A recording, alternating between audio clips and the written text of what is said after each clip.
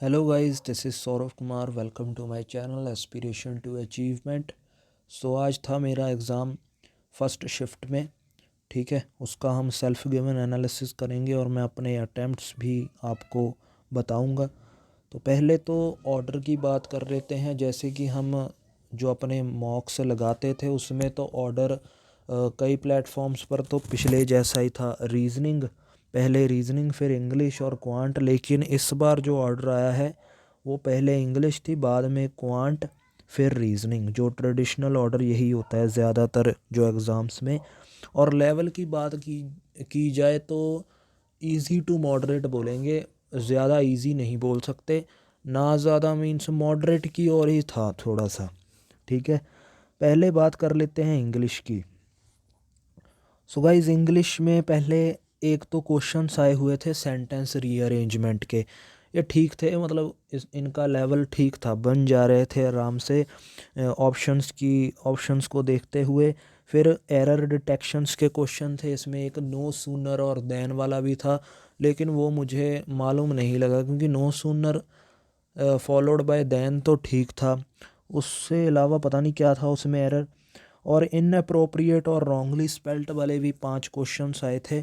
इनमें इनमें भी कुछ वर्ड्स ऐसे थे जिनमें लग रहा था कि इन दोनों में कौन सा गलत होगा, तो वो हमने नहीं अटेम्प्ट किए। तो और था एक क्लोज टेस्ट भी था। ये इसका जो टॉपिक था वो इटालियन रेसिपी के रिलेटेड था, इससे भी रिलेटेड 5 क्वेश्चंस आए थे और 3 सिंगल फिलर्स आए थे। उसमें से एक single filler I think consist आना था, कंसिस्ट ऑफ था। और जो पैसेज है, पैसेज में 7 क्वेश्चंस आए थे। पैसेज था रिलेटेड, उसके रिलेटेड था कि जैसे हम जो सोचते हैं ज़रूरी नहीं कि वो वैसा ही हो पूरी हमारी लाइफ में। कुछ ऐसी फोर्सेस होती हैं जो हमारा पूरी तरह वे भी पूरा चेंज कर देती हैं। तो अटेम्प्ट की बात करूं तो मुझे थोड़ा सा ये पैसेज जो है ना, पैसेज थोड़ा सा ट्रिकी सा लगा। इसके ऑप्शन भी थोड़े ऐसे थे, मीन्स थोड़ा सा समझ कर था, सीधे सीधे नहीं था। तो इसमें थोड़ा सा टाइम लग गया पैसेज में, और एरर के कुछ क्वेश्चन नहीं पता चले, और रॉन्गली स्पेल्ट के भी नहीं थे लग रहे समझ। दो से आई थिंक, हाँ, 1 से 2 क्वेश्चन। तो इसलिए इसमें मैंने सिर्फ 22 ही अटेम्प्ट किए क्योंकि एक्यूरेसी भी इम्पोर्टेंट थी। इसमें तो 22 ही हमारे अटेम्प्ट हुए थे। एक मिनट यार, इसको साइड पर करना पड़ेगा ना। इसमें तो 22 ही अटेम्प्ट हुए इंग्लिश में। आगे बात कर लेते हैं क्वांट की।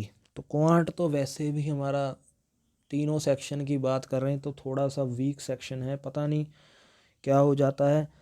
और अब क्वेश्चंस की बात कर ले तो 14 से 15 सिंप्लीफिकेशन आई हुई थी। आई थिंक शायद 12 से 13 थी या 14 से 15, आप कंफर्म कर दीजिएगा। और सबसे जिसका थोड़ा सा था कि अगर मिसिंग नंबर सीरीज़ आ जाए तो अच्छा होगा, लेकिन वो ही नहीं आई। पहली शिफ्ट में इन्होंने रॉन्ग नंबर सीरीज़ डाल दी। तो थोड़ा सा ना स्पीड मैथ जो है वो क्या बोल सकते हैं, वो सही नहीं रहता। स्पीड मैथ में भी थोड़ा सा गड़बड़ हो जाती है, तो इसको बाद में करना पड़ता है। और एक डीआई आई हुई थी, ये टेबुलर डीआई थी। इसमें इंश्योरेंस लिया हुआ था, एलआईसी और एनपीसी में 2 लोग थे जिन्होंने ये लिया था। 2/3 था आई थिंक ये टेबल, 3/2 और 2/3 पता नहीं। तो इसके क्वेश्चंस भी थोड़े थोड़े से मुझे लग रहा था कि लेंथी थे थोड़े से। ठीक है, क्योंकि कुछ मतलब कैलकुलेटिव ज़्यादा थे और वैल्यूज़ भी थोड़ी बड़ी थी। और अर्थमेटिक के तो 10 क्वेश्चन थे ही। और इसमें एक मैंने क्वेश्चन अटेम्प्ट किया था एज वाला, उसका आंसर 176 आया था।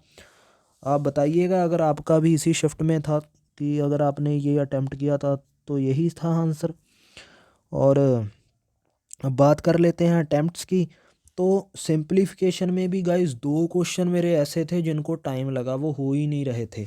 ठीक है, और बाद में मैंने डीआई की, ये भी थोड़ी सी थी कैलकुलेटिव।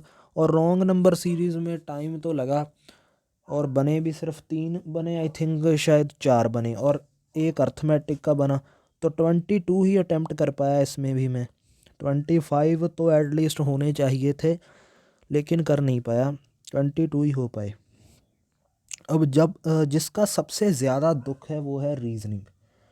अगर ये ना मतलब एक चीज़ ना होती तो पूरे पेपर सही हो जाता, 80 अटैम्प्ट्स आराम से 80+ अटैम्प्ट हो जाते।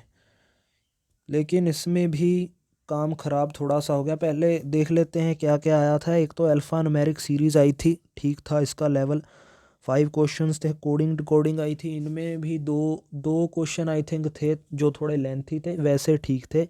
सिलोजिज्म आए हुए थे 5, 4 से 5 आई थिंक आए थे। और एक बॉक्स बेस्ड पजल आई थी, ये भी हमारी आराम से बन गई थी। Box based puzzle parallel line वाला, पहली पैरेलल लाइन वाली आई थी आई थिंक, ये भी आराम से बन गई थी। ब्लड रिलेशन को पहले मैंने छेड़ा नहीं, मैं बाद में करूँगा। लेकिन जो जिसने काम किया ख़राब वो थी ये डे बेस्ड पज़ल। इसने काम ख़राब किया गाइज़।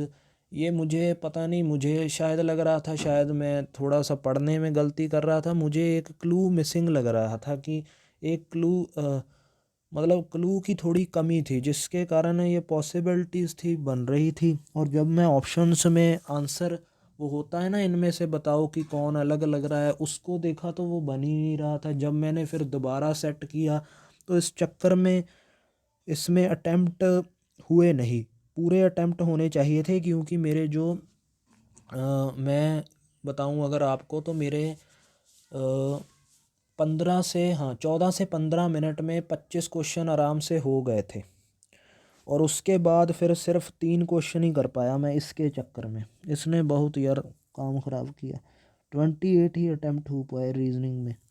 अगर इसमें पूरे 35 हो जाते ना तो फिर बात शायद बन जाती, लेकिन नहीं। क्वांट भी उतना अच्छा नहीं गया था। वही बात है, हार्ड वर्क की बात है। जितना ज़्यादा हार्ड वर्क करोगे उतना ज़्यादा ही पे ऑफ होगा। वो हार्ड वर्क हम किसी को ब्लेम नहीं कर सकते, खुद को ही कर सकते हैं। अगर क्या ही बोल सकते हैं अब। तो मेरे अटेम्प्ट इंग्लिश में थे 22, क्वांट में भी 22 ही कर पाया। और रीजनिंग में, अरे रीजनिंग में मैंने 35 क्यों लिखे हुए हैं? रीजनिंग में गाइस 28 अटेम्प्ट थे आउट ऑफ 35। तो इस तरह से टोटल अटेम्प्ट जो मेरे बने वो 72 अटेम्प्ट बने आउट ऑफ 100, जो कि कम है। क्योंकि ये मुझे लग रहा है ना कि सेटिस्फैक्ट्री नहीं गया। अगर मैं चाहता या अगर मैंने थोड़ी और अच्छे से मेहनत की होती तो 80+ आराम से बन सकते थे। स्पेशली ये रीजनिंग में जो काम ख़राब हुआ, और क्वांट में अटेम्प्ट कम हुए। इंग्लिश का तो चलो 22 से 25 ही होते हैं, ठीक है। मतलब ऐसे बोल सकते हैं कि थोड़े अटेम्प्ट हुए, 80 अटेम्प्ट आराम से हो सकते थे। पर अब क्या ही कर सकते हैं, किसी को तो ब्लेम नहीं कर सकते कि टफ़ था या स्क्रॉलिंग इशू था। कुछ भी कर लो यार, जो मेहनत करके गया होगा उसने आराम से इसमें 80+ किए होंगे। मेहनत और ज़्यादा करनी पड़ेगी। चलो ठीक है, फिर आज की वीडियो में इतना ही है। आप अपना स्कोर ज़रूर शेयर कीजिएगा अगर आपका फ़र्स्ट शिफ्ट में था। और अगर आपका नेक्स्ट शिफ्ट में एग्ज़ाम है तो all the best for the exam.